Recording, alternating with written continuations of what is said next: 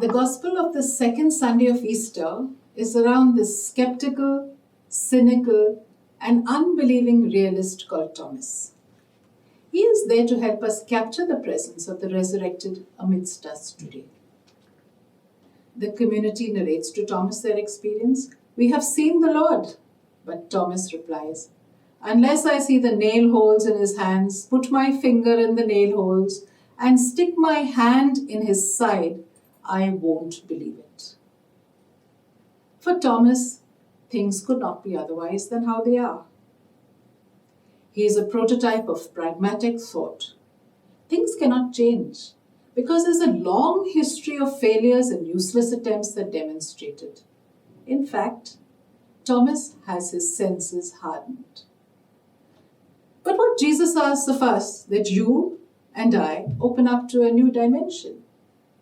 When he gives us the gift of faith and we welcome it, we discover that reality is inhabited by a presence filled with unsuspecting possibilities and oversights.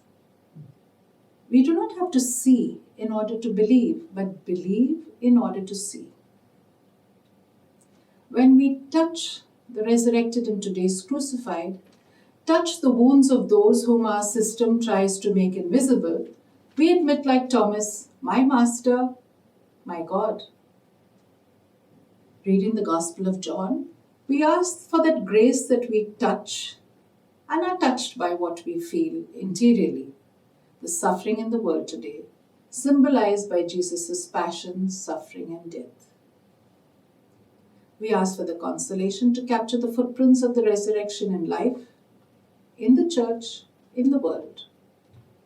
And that experience is always of humility, sometimes made so through the eyes of faith. Like Thomas, we travel with faith and hope, not vision. We continue searching for him, and we realize the resurrected is already around us. If we do not have faith, we cannot detect signs of the resurrection.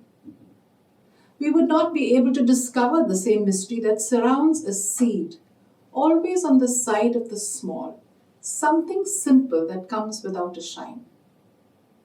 We have the capacity to detect these delicate experiences exist amongst those of pain. It's always difficult to capture these gems. They are not triumphant, but they are first. The resurrection is a risk that does not understand the calculated rounds and paradoxes. So how do we live this communion of the resurrected in the crucified? How do we touch his wounds in our system and yet be with the resurrected? There are 4 elements in any Easter story we could look for. Firstly, expect the resurrected in the unexpected, in our simple, mundane, everyday living. Then Jesus is not with the dead, but with the living. Wherever there's a cry for life, he is there. In the uprisings of the different parts of the country and the world against domestic violence, he is there. But he has risen to another level. And we too go further than Don Quixote fighting windmills. We continue fighting for a better life, demanding our rights, sharing our gospel and human values and attitudes, struggling for equality of all human beings and respect for all. And lastly, we are asked to reflect regularly and practice our faith in the resurrection. To spend some time each day detecting these signs in our daily living, to continue confronting perplexities. For this, we only need to have an attitude of reverence, respect for common growth, and common space for experience. We need to commit ourselves to the invitation to share the vision of and be companions of Jesus. If the resurrection is Christianity's defining moment, it is also the moment that brings to question the different ways the Christian church as an institution has traditionally treated women. In this regard, the patriarchal foundation of the resurrection story is obvious. Although the wind is blowing in the direction of inclusivity, the forces of patriarchy within the universal church still hold sway. And it will take a while before the events of that first Easter Sunday make a difference in the way women are treated, not just in the Catholic Church, but within the wider Christian family. But remember, women were the first communicators of the resurrection story, and we still are, in this context of patriarchy and hierarchy.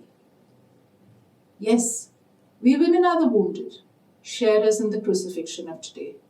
But I prefer to see us in our power, being bearers of the good news with the ability to touch the fragility of the resurrection today. And so when women refuse to assume those values of a patriarchal society that are dehumanizing, and they propose with their life ways of being and relating otherwise, we touch the resurrection. When a woman breaks the circle of submission and violence, when she dries her tears and lifts her head, we touch the resurrection.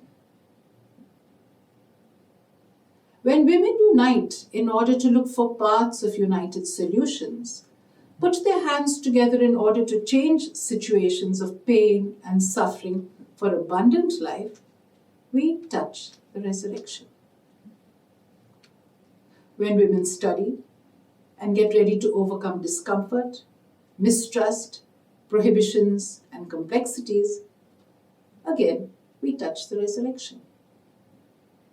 No small attempt made to improve the life of those who are more discounted gets lost in a vacuum.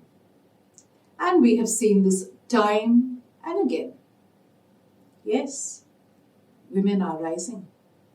From our silence, bondage, exclusion, exploitation, we rise into hope, freedom, speech, power, partnerships, significance.